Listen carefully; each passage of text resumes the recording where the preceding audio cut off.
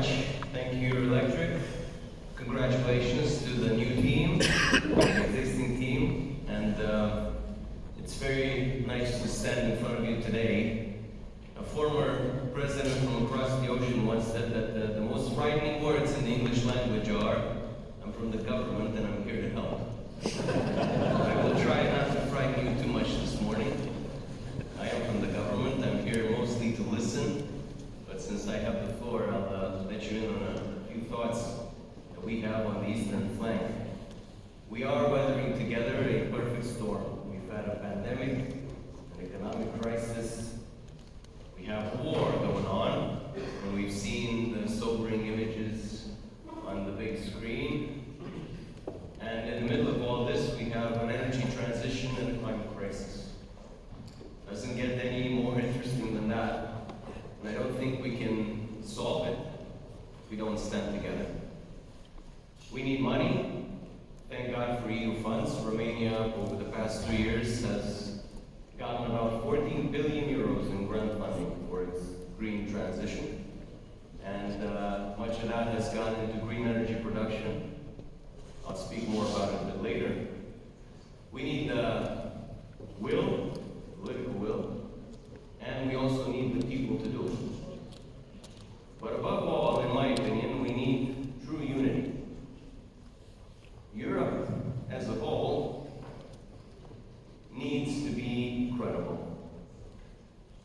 European citizens need to believe in Brussels. And for that, Brussels needs to stand true to its principles, its founding principles. And it all started with the union of coal and steel.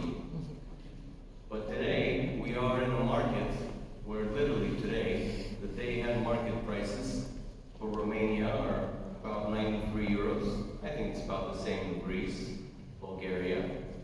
In France, it's about 17. Austria, it's about 80.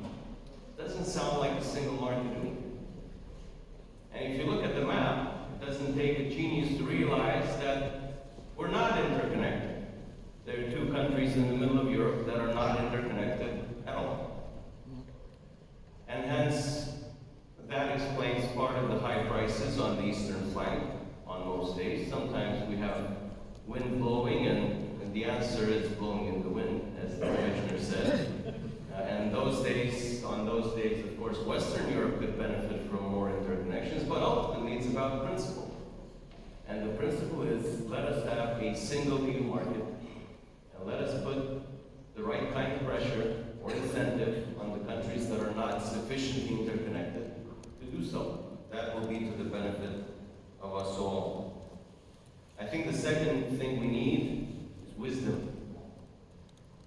Of course, we like here in Europe and in Brussels big words, big themes, big topics, ambitious visions.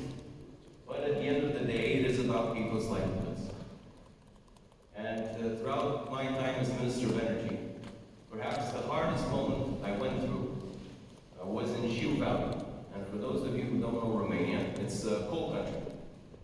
And I went down into a coal mine 300 meters below.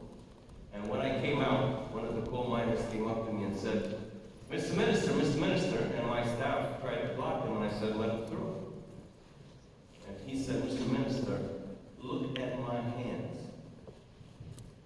And he showed me the darkest, hardest worked hands I've ever seen in my life. And he said, it's all nice and good about those windmills and solar panels. I'm just trying to put food on my family's table. What about me? And I went silent.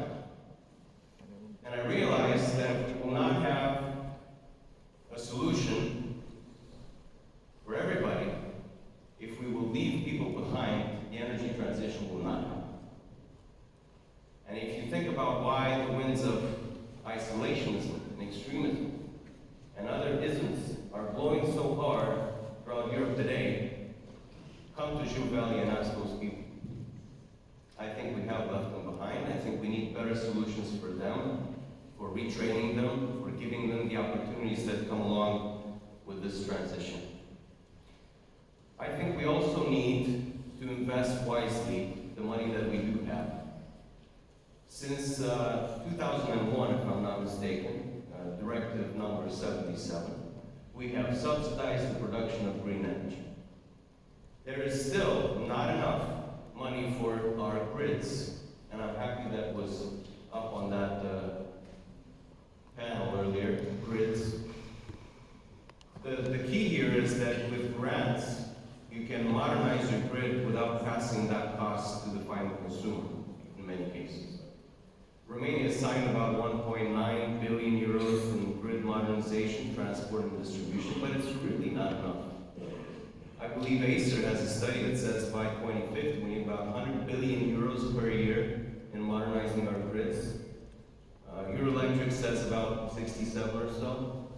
Still a lot of money, and we're not there yet. So, speaking of the Commission, the way we design the next programming period, I would love to see a lot of money invested in our grids because indeed, and that's just the factual truth beyond any kind of controversy, there is no transition without transmission. And last but not least, I would say we need indeed leadership. If you look around the world and around Europe, there's very few leaders around there, I would say. And there is a saying that with great power comes great responsibility. And that responsibility belongs to each of you, myself included.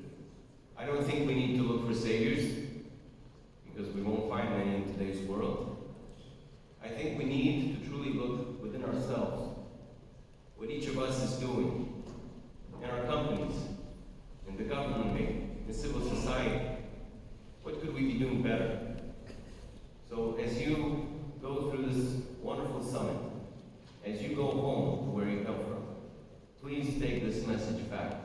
What could each of us be doing? How can each of us be a leader? I believe that in today's world, the leaders are sitting right here in this room. If you don't believe me, look around you, and you'll be optimistic. Thank you.